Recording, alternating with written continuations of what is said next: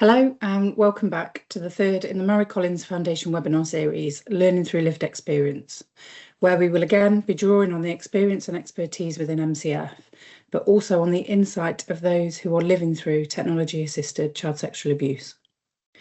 Today's webinar from Series 1, The New Reality of Online Harm, touches on one of the most rapidly growing and incredibly concerning threats facing children today, comm groups. We'll not be hearing directly from a victim of comm group abuse today, as that's likely to cause more harm at this time. However, elevating the voice of lived experience is integral to everything that we do at MCF, so we will be reflecting on the direct work that we do with children and families in multiple cases of comm groups where we are offering support. Today, we'll be looking at what a comm group is and what safeguarding professionals need to know for responding to this emerging form of harm. As with our other webinars in this first series, we could talk for much longer on the complexities of comm groups and the recovery needs of victims and families, but our time together is limited.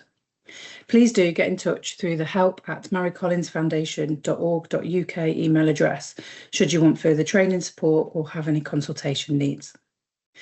There will be an opportunity towards the end of the session for questions, but feel free to send them through at any time using the buttons on screen.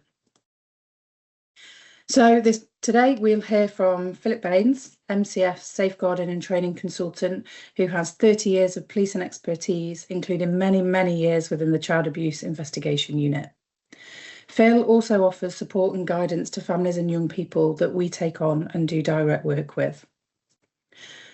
The webinar today will be recorded and added to the MCF website so that they can be revisited and accessed by others after the live sessions. So, firstly, I'd like to invite Phil to join the webinar, but just before I hand over the reins to him, I'd like to highlight that comm group abuse is, simply put, quite harrowing. So please do take care of yourself today, but also when you're working alongside a young person and a family who are living through this, remember that your emotional well-being matters too, and to look after yourself. So I will bring Phil into the room and welcome him. Morning, everyone. Morning, Phil. Thank you for joining us this morning. I am going to hand over to you. Thank you very much.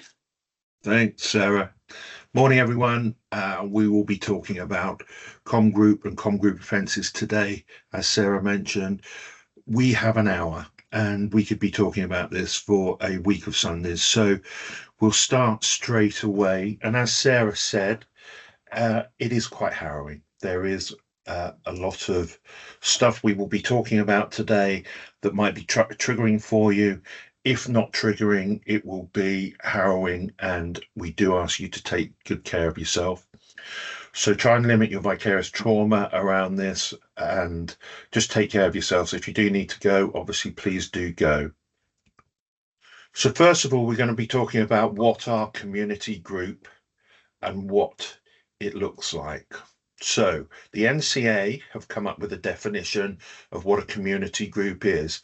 I know a lot of you will know bits and pieces. Some of you may be quite up to speed with what community groups are. So what I will do is I will talk about it as though everybody doesn't really know much about it, and then hopefully we'll bring you all up to speed. So comm groups are online networks of individuals who carry out serious high harm offences, including child sexual abuse, serious violence, cybercrime, and extremism. Comm groups are dynamic and often overlap across these threats, although not every case will involve all. Within these groups, offenders may compete against one another to cause the highest harm, to gain status and notoriety.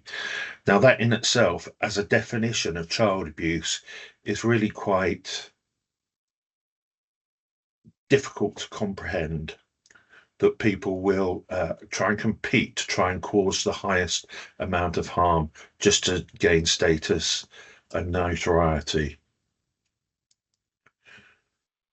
So who is driving comm group activity and what does it look like? So the victim offender overlap is that some offenders have been groomed and were victims initially to start off with. Part of the activity that the com group people and young people will do is they will identify a vulnerable victim, they will groom them, and they will absolutely be a victim of the com group offences.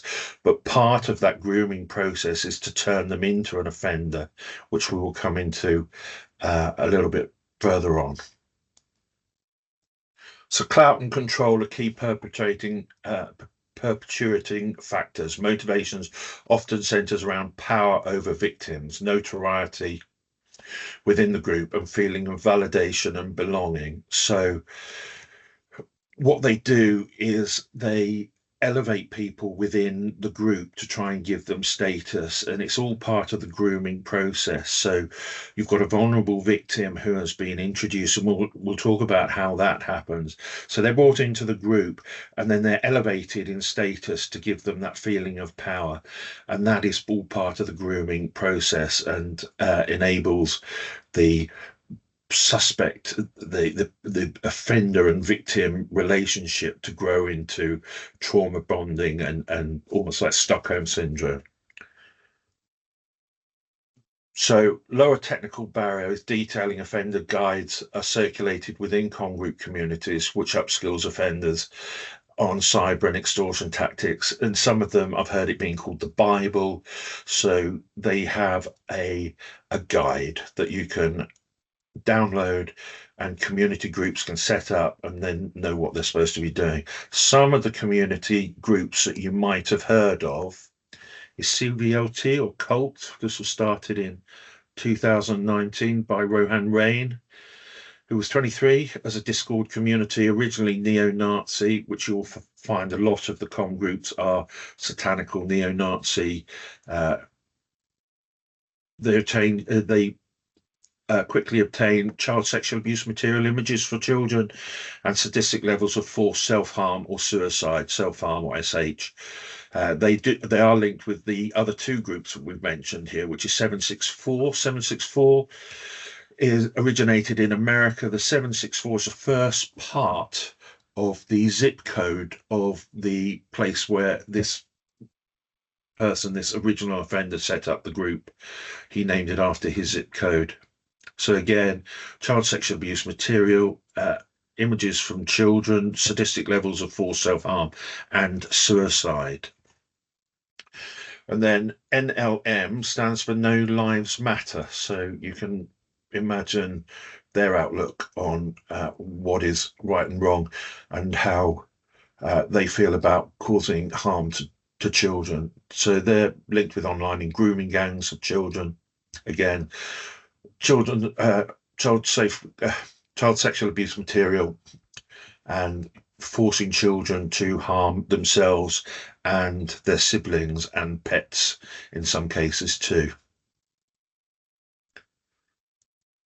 So getting the control. So this is how they do it. This is the handbook that they talk about, the haters handbook, as amongst other things. So the offenders are primarily young male offenders under the age of 18, although we did see that one in the cult of the CBLT group was 23 years old. So this is our main offender profile, that they are under 18-year-old men who then they target marginalized and vulnerable communities, including the LGBTQ plus and children with mental health issues and neurodiversity. They will initially meet on platforms such as Minecraft and Roblox. They will then try to move the victim to a private space such as Discord or Telegram. Incentives used towards the victims are in-game rewards, virtual currency, interest in child romantically or adulation. That's what I mean when I say they elevate their status. They spend a lot of time saying how much they want to get to know you and how you could be an important part of the group, and they will talk to you about how beautiful you are or how handsome you are, and they will really try and elevate your status. Don't forget, you are more often than not a vulnerable child, and you're getting this bombardment of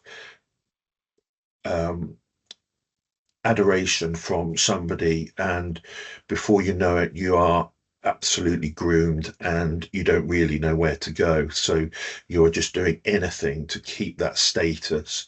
And quite often the groomers and the comms group people will dysregulate you by putting you on that pedestal one day, saying how important you are and how wonderful you are, and then the next day completely ridicule you, say, no, we don't want you, no, you're nothing, and then the next day go back to adulation, and before you know it, the child just doesn't know which way they're coming or going, and that is when the offenders start to get the sexual abuse material. It's often that the way they get the victims to join the groups, who may be desperate to join this type of group, not really knowing what it is, just being hoodwinked into thinking it's something that they do want to join, even though it is so violent and horrible. They will say, as a rite of passage, you would have to generate abusive images of yourself and send them in, or self-harm photos or videos need to be created to send them in as a rite of passage or an initiation. Children are targeted by harassment and intimidation, such as violence, doxing and swatting. For those of you who don't know what doxing is when you threaten to, and actually carry it out, is you take personal information from the target person and you download it to all their contacts and strangers. It's called doxing because it's document dropping. So they say they're going to get documents and send them to everywhere. It's a form of controlling the child. If you can imagine being a vulnerable child and you've got this group of people who are saying, if you don't do what we're saying, we are going to take all your personal information, all your pictures, all your images, and we're going to share them with everybody. That must be an incredible sort of feeling of power that they have, and the lack of power and control that you have. You've got no control over all your personal information, and they have absolute power. And it's just one of the things that they do to try and instill that power on you, and show that they've got no choice but to do what you're asking of them. Swatting is an American term. It is when these perpetrators, these offenders, they call in high risk incidents to the police, and it could be a live shooting or a hostage situation, and of course the police will turn up en masse, SWAT teams, and that again is something that for a child who is maybe neurodiverse or vulnerable, to think that a person at the other end of a conversation can threaten to do that, and within half an hour there are SWAT teams outside their house and people with drawn weapons. I'm not so sure that would work so well in this country. We don't have any guns, and we probably don't have the resources. And as a police officer, I can take the mickey out of the police. And that on a bank holiday, you probably wouldn't even get anybody turning up. So doxing and swatting, two of the things that perpetrators, offenders do to gain control over the children and to show their power and show how little power the children have. They get away with the swatting by using false ID software that gives off a false ID and gives off false information about where you are. Obviously, this leads to trauma bonding and can lead to increased control over the child, as we mentioned. So for you as practitioners, people who are working in the child safeguarding industry, there is a new language that is coming about that people use, especially regarding self-harm. So self-harm slang is coming into the fore. We've got a few written down on slides for you. So if you hear any of these, please prick your ears up, because it could be that children are talking about self-harm. So baby cuts. Baby cuts describes cut to the epidermis, which I'm told is the outer layer of the skin, the protective layer. Cat scratch is the same. So either of those two, if you hear the phrase baby cuts or cat scratch, you could be talking to a child who is self-harming the outer layer of their skin. Styro or styrofoam, again, an American phrase, but this is a cut to the dermis. This is going through the epidermis into the dermis. Styrofoam, or polystyrene as we call it, apparently it can look like little polystyrene balls underneath if you cut through to the dermis. Bedrock is cutting all the way through to the bone. Barcode is a cluster of parallel scars, usually baby cuts or cat scratches. So that would be a barcode. Mango Day is a day with self-harm or self-harm thoughts. So obviously, if you hear a child saying they're having a mango day, that is quite concerning. Playfruit ninja is to self-injure. Salsa is another word for blood. Suicide is suicide. And strawberry gashes are cuts. Strawberry jam is, or strawberry jello, they say in America, but strawberry is also blood. Strawberry jam is blood. Strawberry gashes is cuts. Salsa and strawberry jello or strawberry jam is blood. So, what does the abuse look like? And how do we identify it? Well, it's very difficult to identify, and is often underreported. Children who are victims of comm groups are quite often forced to commit offences themselves. They're forced to commit offences on younger siblings. They're forced to commit offences on pets, usually harm. They are quite often seen as bad behaviour or offending behaviour. They could be self-harming, which could be looked at as a mental health problem.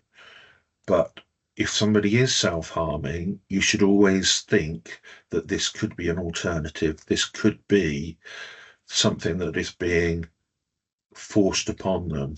We've heard of sort of blood letters. Blood letters are quite often demanded of children. So children who are under the spell of a comms group and being victimized by a comm group might say, I need you to write a blood letter. This could be on paper. This could be on a wall, where they have to cut themselves and then write with their own blood a letter. Now, this is, the whole process is required of them to be filmed. So they have to film themselves causing themselves the injury and then using the blood to write the letter or write on the wall. We have had incidents as well where children are being told to cut off a little bit of their flesh, microwave it, and then eat it while that's being filmed too. So the child sexual abuse material is children being forced to take sexualized images of themselves and then share it. Gore and violence, as we've spoken about, and including public actions of violence. Animal abuse we've talked about, so children that would be abusing a pet, if you didn't know about comms groups, might be dealt with completely differently than if you knew that the child was the victim of comms group abuse. So again, the way we look at it is the context around what the children's actions, is it behaviour or is it just something that the child is being forced to do and have absolutely no control over? So self-harm and suicide, neo-Nazi mythology. We've already had one school who've come to us and said after the conversation that a student was seen walking around with a Nazi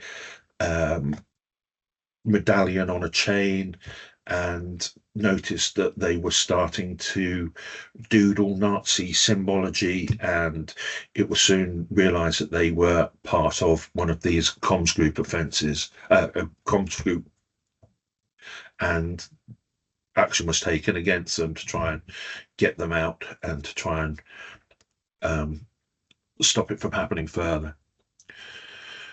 A lot of sadistic sexual abuse, as we said, against siblings, younger siblings, humiliation and demeaning and degrading, which I think all of these fit into.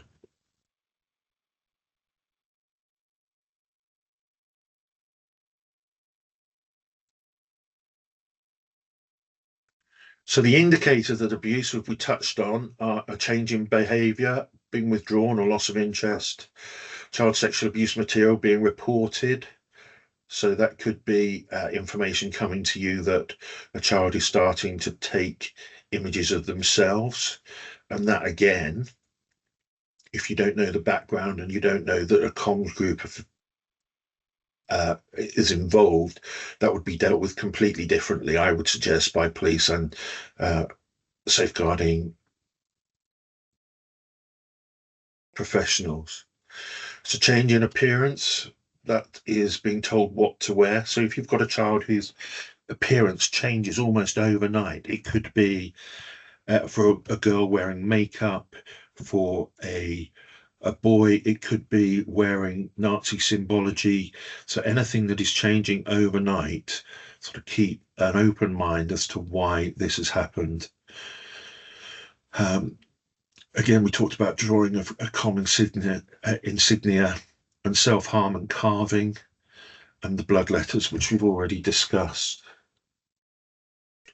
So how do we help with recovery then? That's a good question. It is very difficult. First, we need to know whether was the abuse discovered or disclosed. And by that we mean, was it something that the child came to you for and said, this is what is happening to me? Or have you discovered it? You as a safeguarding professional, have you seen what's happened so the child doesn't perhaps know that they are being abused? They may feel that they are in a group and are quite happy to be there, even though the initiations and what they're being asked to do is horrific and traumatic. They may feel suitably trauma bonded that they want to be there. So it could be that you discover the abuse. And those are two completely different conversations that you need to have with the child. Obviously, if the child comes to you having disclosed, that is a much easier topic, because the topic of conversation is already in the room. If you discover it, you've got to manage to bring that into the room in a way that you're going to get most from the child about what is going on. Obviously, there's going to be attachment to the offender and control they have over the child.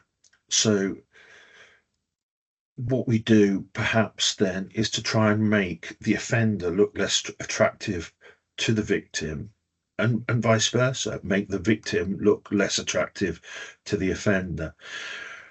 To make the child look less effective to the offender is probably using disruption tactics to let the child know that they are being supported, that safeguarding professionals are there for them, and that trying to get law enforcement to investigate the abuse, the offender knows that they're being investigated, may make that child less attractive to the offender, and unfortunately probably means that they will move on and try and find somebody else.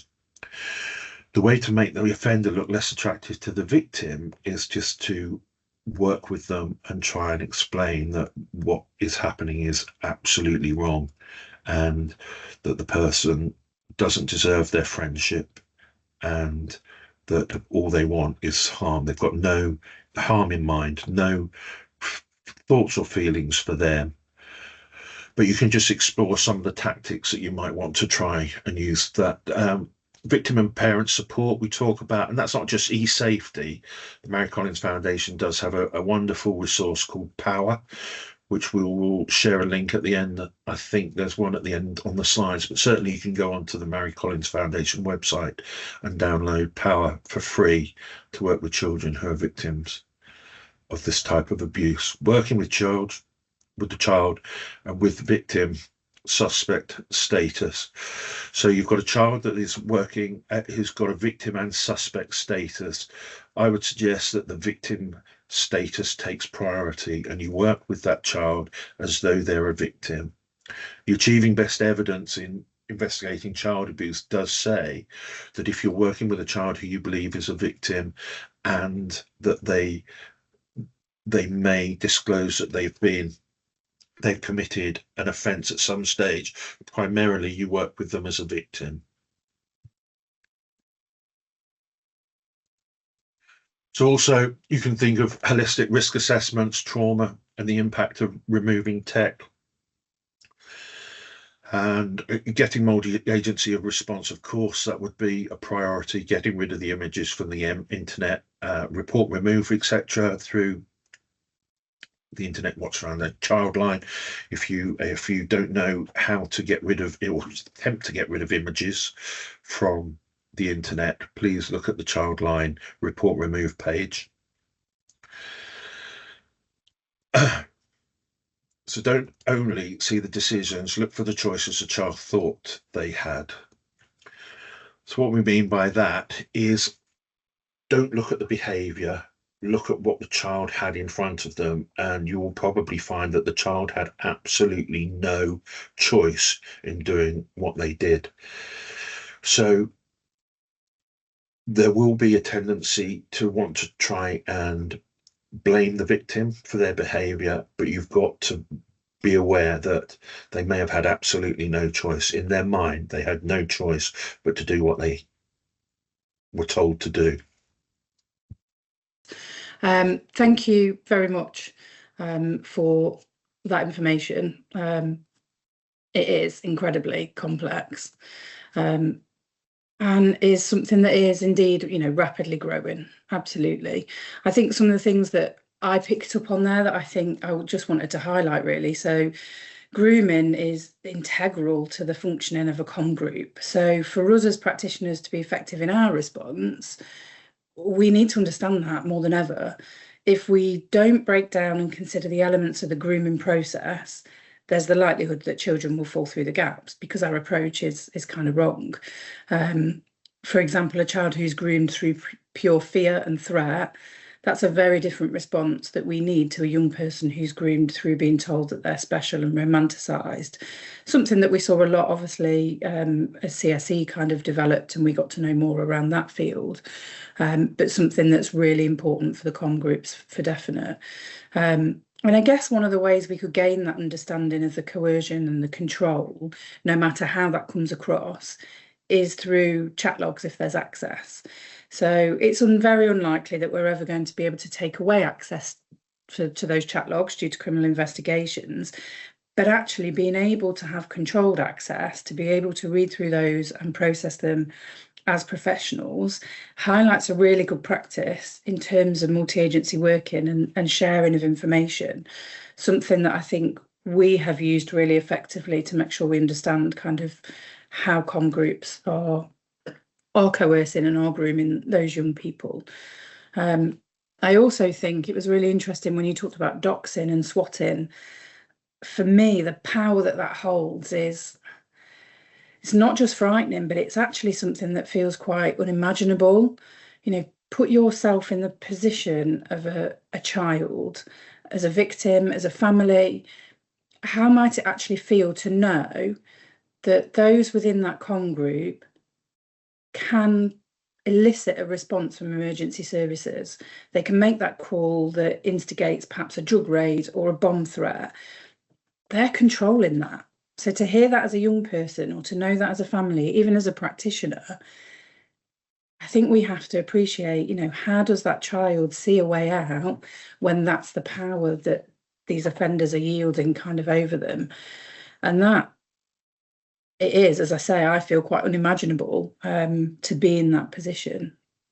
I think there's so much there that we could unpick much, much more.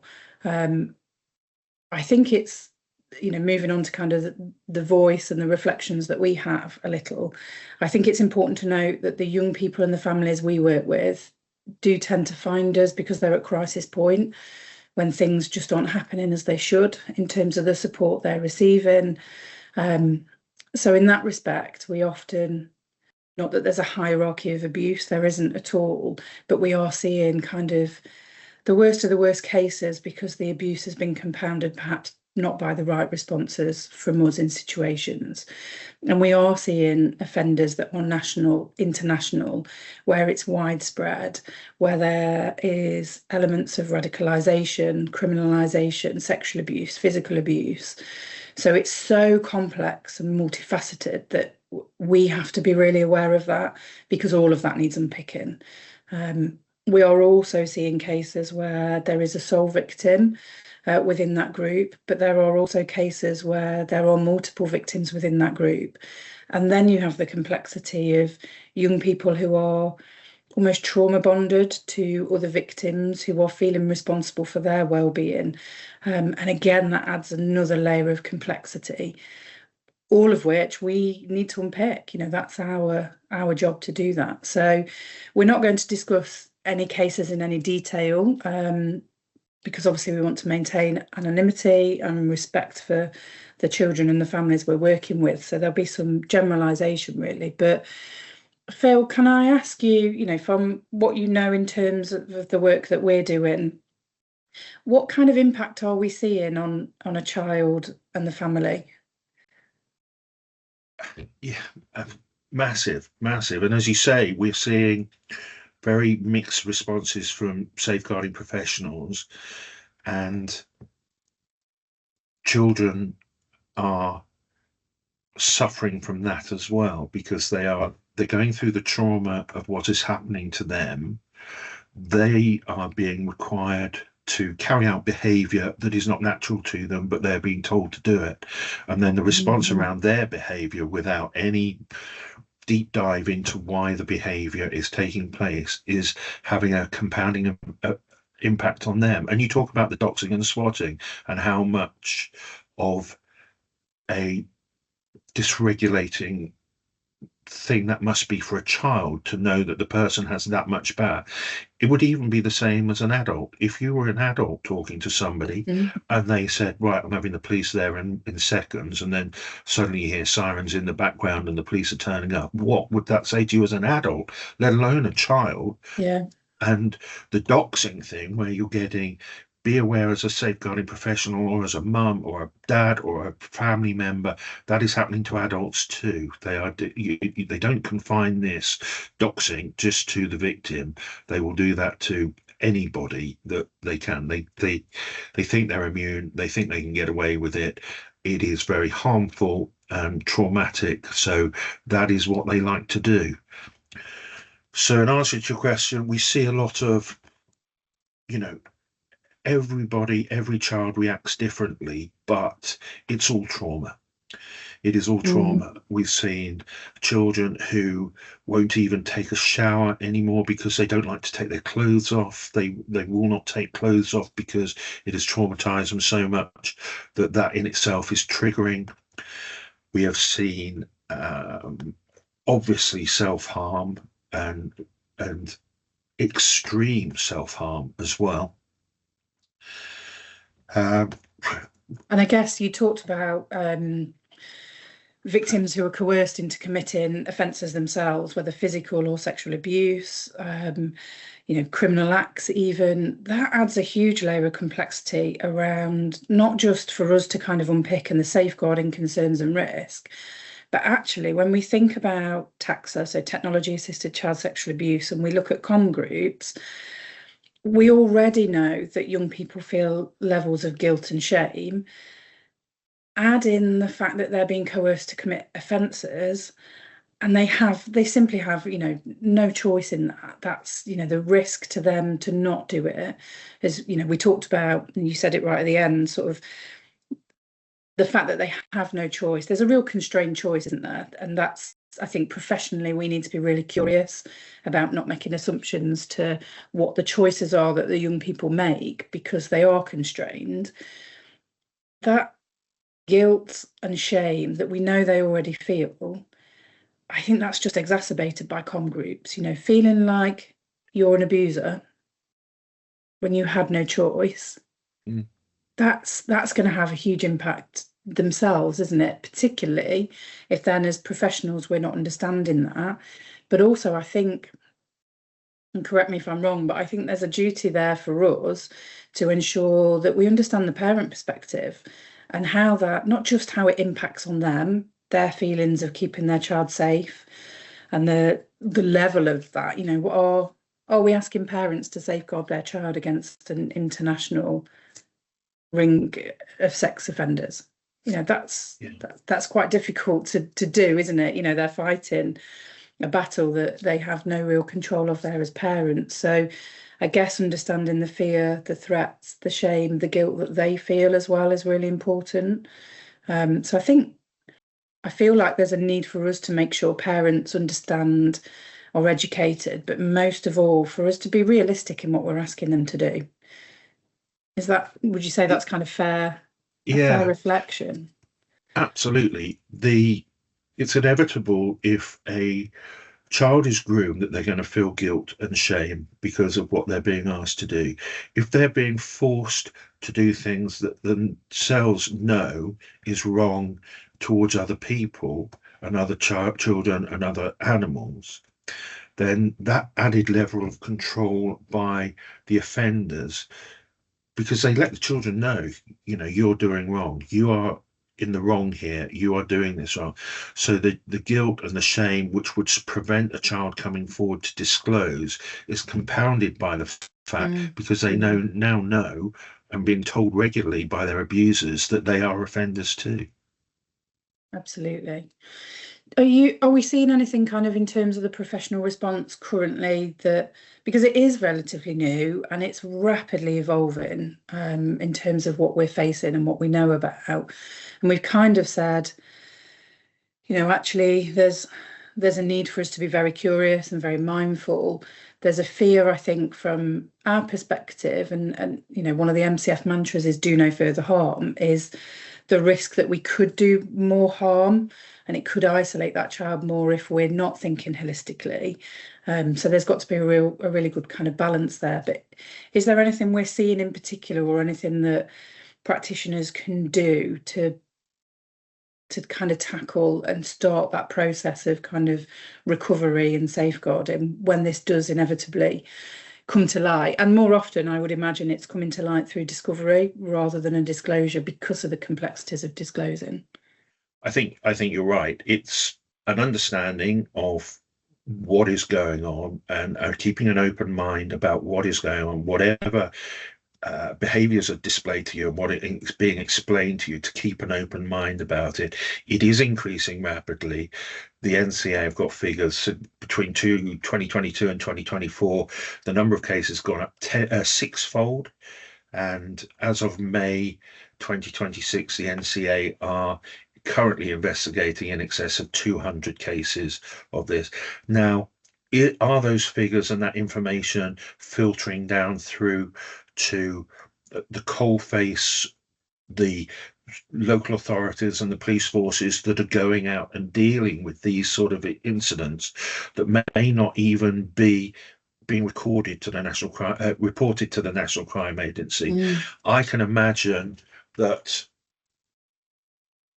a child that is harming a pet may well be dealt with by a neighbourhood officer.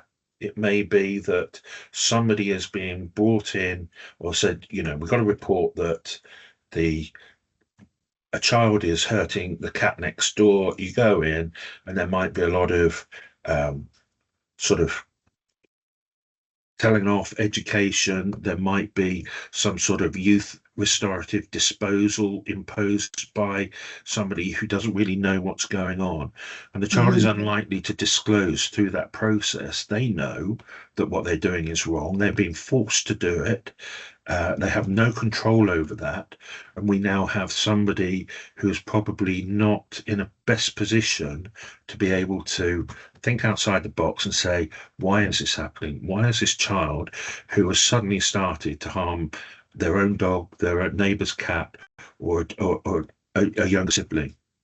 I think that's a really important point, and it makes me think that where we focus is is really important in terms of com groups. So it could be that whether it's come to light there's a con group or not, or we've got concerns or we're questioning, the focus can often be on the immediate risks, particularly when we know how controlled levels of self-harm are within these groups. So the threats for physical safety, the making sure they're okay in terms of self-harm and risks, behaviours. We know that some young people are being encouraged to end their lives.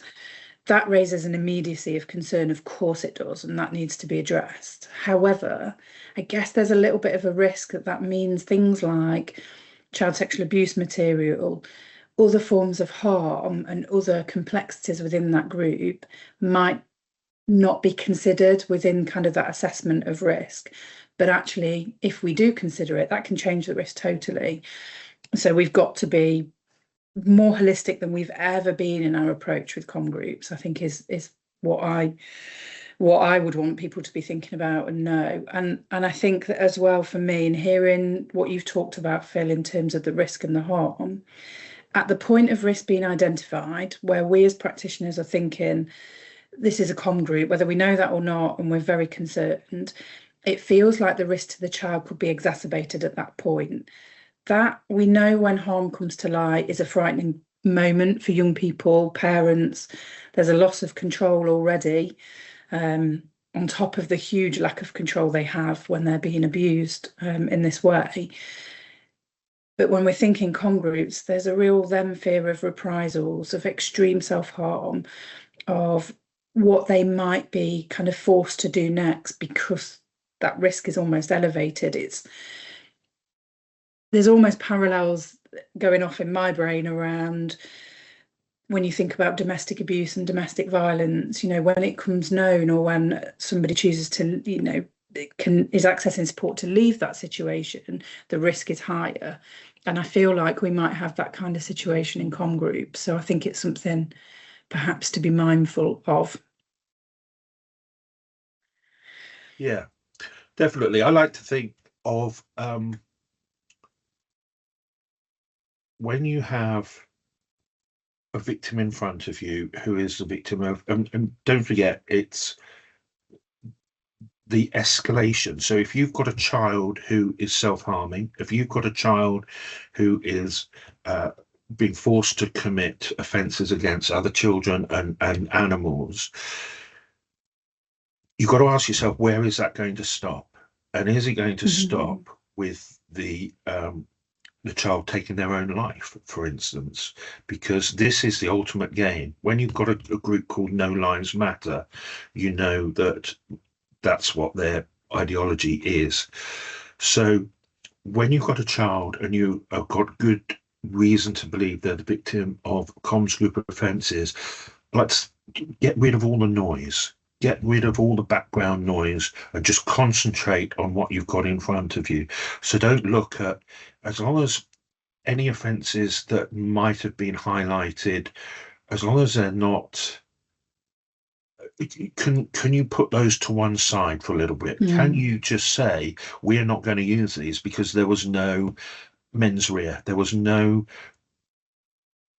way that the child had any choice but to do these. I know we talk about, if you are in a car driving at 100 miles an hour, are you committing an offence? Yeah, of course you are. If there is somebody in the passenger seat with a gun to your head saying drive at 100 miles an hour, are you committing an offence?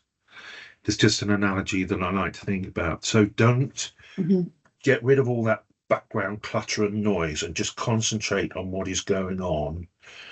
And then deal with the recovery, deal with the safety plan. What does that safety plan look like for that child? How, and it's not just a case of taking off devices and saying you're not going on the device again. You really have to have a robust safety plan so the child can survive the moment and then move forward.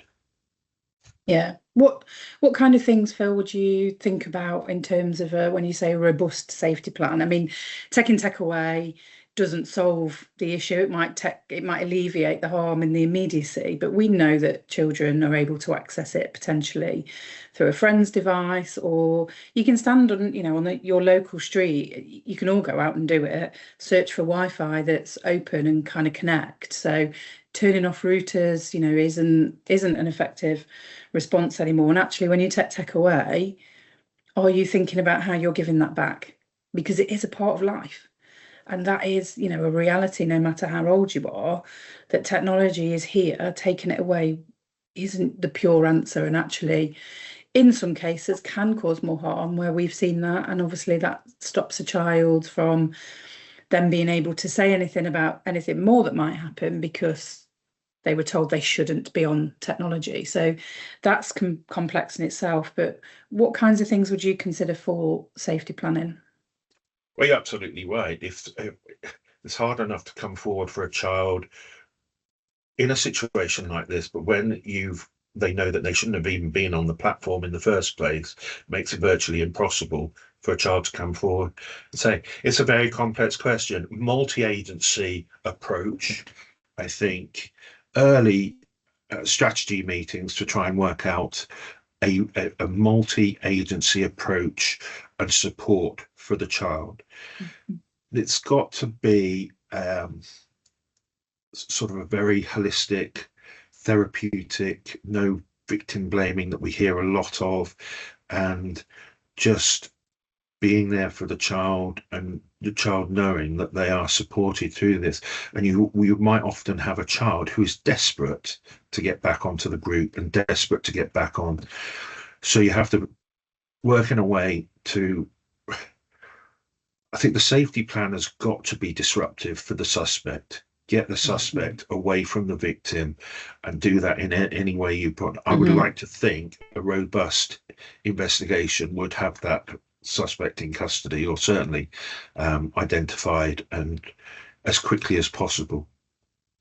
And I guess using something like the NWG's disruption toolkit is really useful. That's got civil orders in there as well. So there's plenty of things to do there. And I think that's really key. I think we are at risk sometimes, and we see it a fair bit in terms of taxa and the work that we do, that the focus is always on the family for keeping that child safe. Ultimately, what we really want are technological systems, apps, platforms to just be made safe by design. That's where it all kind of lies and sits, and the need is, massive. That's something that we haven't quite got yet. That's, as I say, the ultimate aim. That's who you want to do that. But to stop laying the blame at the feet of the child and the family, and therefore kind of making them be responsible for safeguarding, that's not going to be effective either. We need, whatever we do needs to be realistic, doesn't it? And I think, for me, com groups, it's there's so multidimensional and there's so much we need to look at in terms of what you might see, physical harm to others, perhaps, the self-harming behaviours, the criminal behaviours potentially. There could be multiple agencies involved then in that child's life, all doing direct work. How overwhelming would that be? They're already living in an overwhelm of perhaps not being able to access that group and the fear that comes with that and what will happen, but to then have different services doing different pieces of work. Now, they're specialist services a lot of the time, so there's a need for them and there's a realistic need for them to be involved. But how do you do that collectively? That's what your approach needs to consider. So when you're in these safeguarding meetings, strap meetings, however you term them in your area, those are the questions for me that would be really important. How do we have a collaborative approach that doesn't overwhelm that child or that family? How do we support them? How do you keep them really at the centre of everything you do? because there's a risk that we do to them, and we ask the family to do this or the child to do this, when actually we should kind of be supporting them to cope with it, to process it, and it's going to take time. It's going to take a lot of time. And again, that's something that I think as services we need to be very aware of. How do we give that time? I know resources are stretched. We all know that. You're all living that in the teams that you're in, I'm sure. But there is a very real need for us to acknowledge that a com group is so complex, the abuse is so complex, the impact is so complex that you have to unpick that. And the realism is, it's not that they did not engage. Please never use that with a family or a child. Find a way to engage, find a way to support, reach harder, try things that are different. Just because it worked for one child doesn't mean it won't work, it will work for another. Have patience, because you're asking them to talk about probably the most horrific, scariest, intimidating, threatening, fearful thing that will ever happen in their life to that family and that child. That we need to be really mindful that, if, put yourself in their shoes, I guess is what I'm saying. How would it feel for you if all of a sudden you'd got huge amounts of services all wanting something from you? That's going to take some real time to kind of process, digest, and unpick. The recovery from taxa takes time. The recovery can vary. I guess it's a bit like a roller coaster, knowing that images of you are out there and that, in 10 years' time, you might get a knock on the door because you've been identified in that. That trauma kind of sits with you, but there are ways to learn to cope and to manage that. But it's complex. And I think what I've heard from Phil's presentation today and from the work that we do with families and young people is that it's going to take even more time, because we have to get the unpicking right. So don't rush it. Think broadly, holistically, make sure we're not placing blame and responsibility at the feet of the child or the family. Perpetrators have all the control. Do everything you can and don't forget them in your conversations. Phil, any last words from you at all? I would do. You just jog my memory, and what I would say is that it's very easy as a safeguarding professional, as a police officer, to write up a case that says would not disclose, would not engage, and that's not good enough. It really isn't good enough. And you should be asking your questions. You're asking of yourself, did you ask the right questions? We see supporting victims and survivors of these type of offences, we see children long after the police have filed it and written off and say no disclosure, child wouldn't engage, no further action or whatever. And supporting victims and childs, they eventually tell us what's happened because we eventually ask the right questions. So just keep persevering and be child focused and child centered. Absolutely. Advocate for them, because they're going to need it. And we need to keep them at the centre of everything. Don't let your policies and your procedures are in place for a reason, 100%, but don't let them dictate not hearing a child or a family's voice, because they're living it. The reality at the end of the day is you get to shut your laptop down, you turn it all off, and hopefully have, strategies for looking after yourself. But the reality for them is there is no time off from that. There's no, I don't want to go to work today. There's no not dealing with it. There's no annual leave. There's no time. So they need us, but they need us to kind of get that as right as we can. And I think we've covered all of the questions that kind of came through, but there is one around practice in terms of educating children around kind of the risks and what to do if they're affected at all. I think if you're looking for preventative work, our go-to is always the National Crime Agency's CEOP team. So please do have a look on their website as well. And as safeguarding practitioners, keep your eye out for the National Crime Agency kind of briefings that have already come out around com groups, and I'm sure will continue to do as we learn more and as we kind of build our responses, I guess. But if you ever have any questions, please do feel free to get in touch with MCF. We are always about to help with any kind of taxa needs. So Phil, thank you very much. Thank you. Thank you Thank all you, for everybody. attending, and we will hope to see you on the next webinar.